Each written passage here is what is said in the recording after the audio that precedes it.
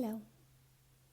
Welcome to a reading from the Bible of Numbers, chapter 35. On the plains of Moab, by the Jordan, across from Jericho, the Lord said to Moses, "Command the Israelites to give the Levites towns to live in from the inheritance the Israelites will possess, and give them pasture lands around the towns. Then they will have towns to live in and pasture lands for the cattle they own and all their other animals. The pasture lands around the towns that you give the Levites will extend 1,000 cubits from the town wall. Outside the town, measure 2,000 cubits on the east side, 2,000 on the south side, 2,000 on the west, and 2,000 on the north, with the town in the center. They will have this area as pasture land for the towns. 6 of the towns you give the Levites will be cities of refuge, to which a person who has killed someone may flee. In addition, give them 42 other towns. In all, you must give the Levites 48 towns, together with their pasture lands. The towns you give the Levites from the land the Israelites possess are to be given in proportion to the inheritance of each tribe. Take many towns from a tribe that has many, but few from one that has few." Then the Lord said to Moses, "Speak to the Israelites and say to them, when you cross the Jordan into Canaan, select some towns to be your cities of refuge, to which a person who has killed someone accidentally may flee.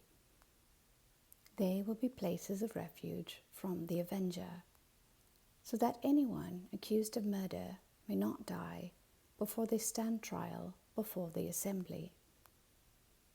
These 6 towns you give will be your cities of refuge. Give 3 on this side of the Jordan and 3 in Canaan as cities of refuge. These 6 towns will be a place of refuge for Israelites and for foreigners residing among them, so that anyone who has killed another accidentally can flee there. If anyone strikes someone a fatal blow with an iron object, that person is a murderer. The murderer is to be put to death.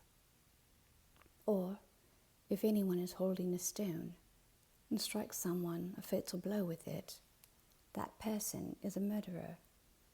The murderer is to be put to death. Or, if anyone is holding a wooden object and strikes someone a fatal blow with it, that person is a murderer. The murderer is to be put to death. The avenger of blood shall put the murderer to death. When the avenger comes upon the murderer, the avenger shall put the murderer to death. If anyone with malice or forethought shoves another or throws something at them intentionally so that they die, or if out of enmity one person hits another with their fist so that the other dies, that person is to be put to death. That person is a murderer. The avenger of blood shall put the murderer to death when they meet. But if without enmity someone suddenly pushes another or throws something at them unintentionally or without seeing them, drops on them a stone heavy enough to kill them, and they die, then, since that other person was not an enemy and no harm was intended, the assembly must judge between the accused and the avenger of blood according to these regulations. The assembly must protect the one accused of murder from the avenger of blood and send the accused back to the city of refuge to which they fled. The accused must stay there until the death of the high priest, who was anointed with the holy oil. But if the accused ever goes outside the limits of the city of refuge to which they fled, and the avenger of blood finds them outside the city, the avenger of blood may kill the accused without being guilty of murder. The accused must stay in the city of refuge until the death of the high priest. Only after the death of the high priest may they return to their own property. This is to have the force of law for you throughout the generations to come, wherever you live. Anyone who kills a person is to be put to death as a murderer only on the testimony of witnesses. But no one is to be put to death on the testimony of only one witness.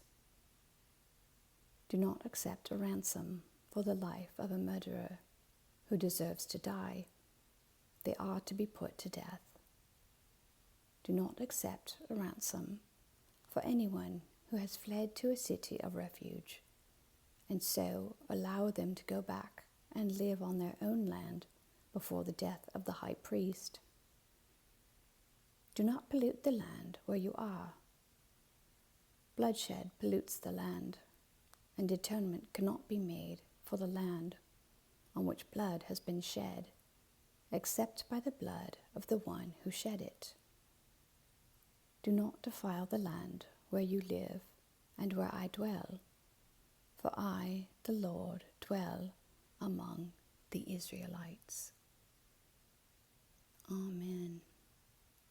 Thank you for listening.